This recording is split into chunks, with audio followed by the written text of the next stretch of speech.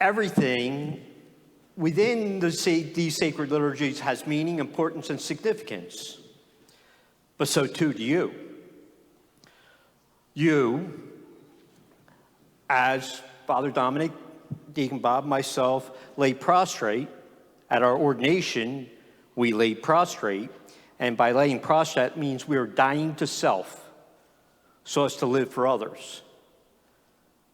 You genuflected in like manner, saying that you're here, that you've chosen to, through your baptism, where you're baptized priest, prophet, and king, that you too choose to sacrifice your life for the benefit of all. In doing so, you thereby participated in that passion according to John. But when we hear that passion narrative, it is far different than the one we heard on Sunday from Luke. In this passion narrative, John, the author, is purposely emphasizing different things to highlight who Jesus is, especially his divinity. If you notice, there is no agony in the garden. Jesus did not have blood pouring out of his pores in agony. He did not ask to have the cup removed from him, but he was determined to take on the cup, which is sin, suffering, and death for others. He thirsted to do so. In the garden, he is led by a band of soldiers. Now, this is significant, is led, and Judas shows who Jesus is. They come up, armed with torches and clubs. A band of soldiers, according to what the Romans did, would be called a tribune. The tribune, the leader of that division, would have 200 men with him. 200 men. That would be what is normal. But somehow, when we see the depiction in the movies, it only seems like a handful. Oh no. Jesus has taken on this whole division. And he approaches them, not turning away from him, he approaches them and says, "Who are you looking for?" To which they respond, "Jesus the Nazarene." And then he, showing his divinity, says, "I am," which is Yahweh, the sacred name of God. And as he says that, all 200 of the soldiers turn the opposite way and fall down. And to emphasize this point, Jesus then again asks them again. And sure enough, "Who are you looking for?" "Jesus the Nazarene." "I told you that I am." Again, they all fall down. He says, "Just leave these guys alone. I am he." He's wanting to go with them. And when Peter cuts off Malchus's ear, Jesus tells Peter, "Am I not to drink of the cup that the Father has given me? It's for this purpose I came into the world, to take on sin, suffering, death, oppression." Jesus then is taken to Annas. As I said before, everything has meaning, everything has purpose, everything has significance.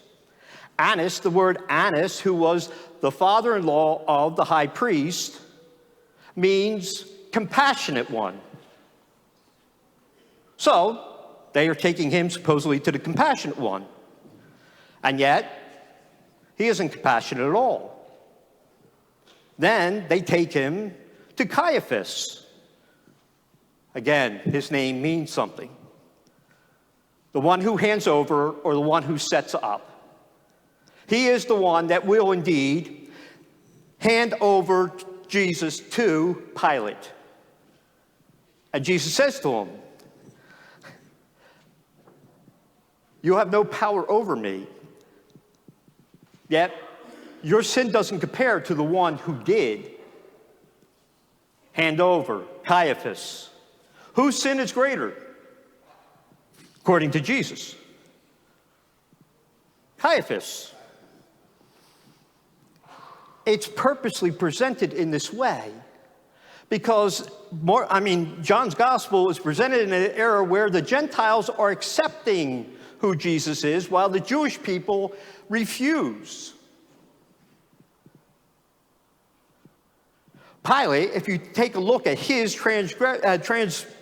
as the thing unfolds, all right, he is someone who doesn't believe Jesus to be anything, and then he hears that he's making himself out to be a king. So the first time he presents him to the people, he says, "Ecce homo." In Latin, it means, "Behold the man." And the elders and the people cry out for him to be crucified. Again, Pilate says, "I find nothing wrong. This guy has done nothing." And so he then goes back in to Jesus and try to understand it. It's Pilate going for the people, walking back and forth. Jesus is remaining more or less stationary. He's not the one being judged. Pilate is.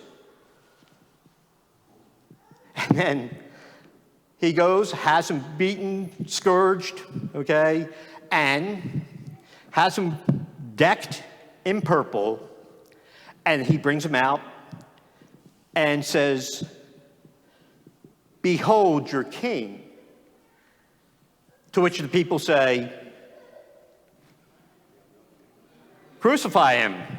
We want Barabbas." Another name. What does the word Barabbas mean? Son of the Father. The irony is dripping with this composition of John's gospel. And he's presenting all these things to show that Jesus is the one that's in control. Nothing's happening without his willingness to do so. He purposely went up to Calvary to suffer and die. He longed to do so. He thirsted to complete his mission, to deliver all mankind. And all those who participate in his passion, in his suffering, and in his death will be made clean, just like the suffering servant of Isaiah, which, by the way, happened a century and 200 years earlier. The prophecy comes true. Jesus takes on the sins of the world and the people. And today, you too participate in that passion. You too seek to be with him. You too will come up and adore the cross. Whether you genuflect, whether you simply touch it, whether you reverence the cross through a kiss, by doing so, you're approaching the cross so as to suffer and die, knowing full well that trusting in God, he will make new life in you. This is what we celebrate. This is why we refer to this as Good Friday instead of Suffering Friday. When we take on, as we're called to, fasting this day, is also another share purposely in the passion of Christ. Dying, suffering ourselves, fasting for others so that others might be nourished, that others might be drawn to Christ to receive his body and blood. We take on in this celebration the solemn petitions before God, seeking to unite the world together so that all people may benefit from what Christ does. You have a share in it. You get to respond to each one of these petitions. And although we have a lot of older people, including myself and Father Dominic, who have trouble kneeling, we're not going to have the solemn, let us kneel, let us stand after a period of time. I don't think my back would hold out.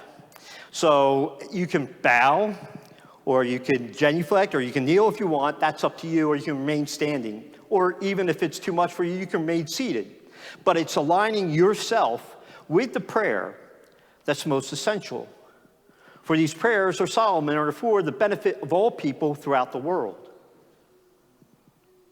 After participating in that, we then have the Our Father, whereby we stand together, acknowledging that through the blood and sacrifice of Jesus, we have been made new again and refer to ourselves as children of God. And in so doing, we're fed in the same celebration with the Eucharist. And we leave knowing, trusting that tomorrow we'll more fully celebrate his glorious resurrection. It is these mysteries that we come to celebrate. And by your willing to place your will with his, you receive every grace and every spiritual blessing. Don't be afraid to participate. Allow yourself to understand you too are important.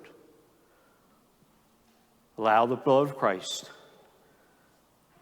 to instill in you the mindset that I'm made in his image and I can make a difference for the people in our world, for those who have gone before us, marked with the sign of faith, that are all called to transgress from this world and be united with God eternal in heaven. Let us turn our prayers to one.